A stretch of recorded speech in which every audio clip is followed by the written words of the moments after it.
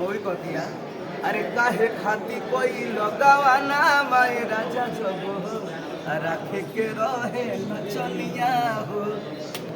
बड़ी यूनिक गाना बा और मजाकियल गाना बा, गुदरावे वाला गाना बा और सब जगह बाजे वाला गाना बा।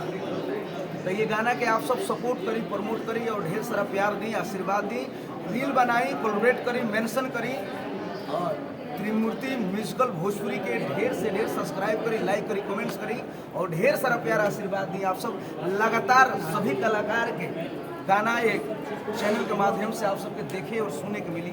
फिलहाल अभी पटना में कुमार साहब मुंबई से चल के आयल बनी। सबसे पहले पटना के धरती पर स्वागत बा और हमारा पूरा टीम के तरफ से हमारा स्वामी भैया, आलम भाई और पीछे भाई सभी लोग जुटल बा, सबका तरफ से स्वागत बा। और हम ये चाहब कि छोटा छोटा कलाकार जो भी लोग बा सबका के सपोर्ट वालों प्रमोट करी। सुनले बनी कि मीडिया जोन चाहेला तो हो जाला, तो हम हमेशा लोग कहला अश्लील बा तो वो हई बा का बा, और वो देखते बनी कि हमारा पर कितना अत्याचार हो रहा बा, अत्याचार हो रहा। हम लाचार एगो कलाकार हई, आजीवन हुआ सबके सेवा कैले बनी आ कर रहल बनी।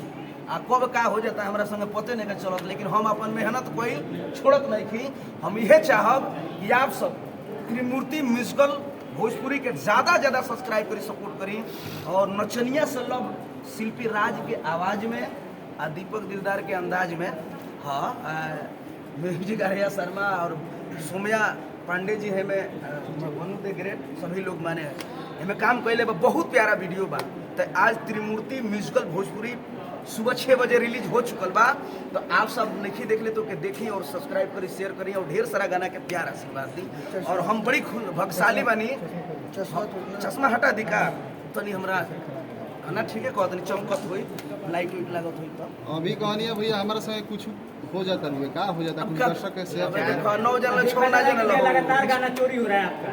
अरे चोरी का कहबो हो जाता, अब का कहल जाओ, डकैती होता है, डकैती हो जाता ना। इन्हीं गाने में 2 एक्ट्रेस नजर आ रही है, क्या कहना चाहिए? हाँ ये तो यही तो है, उसमें यूनिक बात है क्या यूनिक है, कुछ बताइए कि अब नचनिया से लव बा मेहरारू बिया तो बड़ी देसीला मेहरारू बिया। पत्नी का रोल कौन भाई?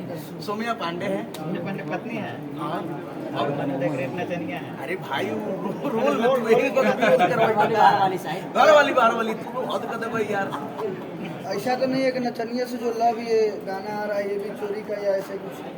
नहीं ऐसा कुछ नहीं। देखिए क्या होता है अभी पता चलेगा कि अभी 2 दिन के बाद वायरल होगा तो पता चलेगा कुछ ब्लेम लगने लगा। कोई चुरा के गा दिया तो फिर अब का करिएगा, सारा जिम्मेवारी हमरे जिम्मे रह गइल बा। घरी सब चीज हमरे मुड़ी पर गिरत रहत, लेकिन खैर कोनो बात नहीं है। जौन बाउर बाबू है लगाउर बा, जौन फिट बा तौन हिट बा, जौन हिट बा तौन चित बा, खैर कोनो बात नहीं है। भैया देखा जाए जहाँ दीपक दिलदार शुरू से ही अपना परचम लहराते हुए आए हैं।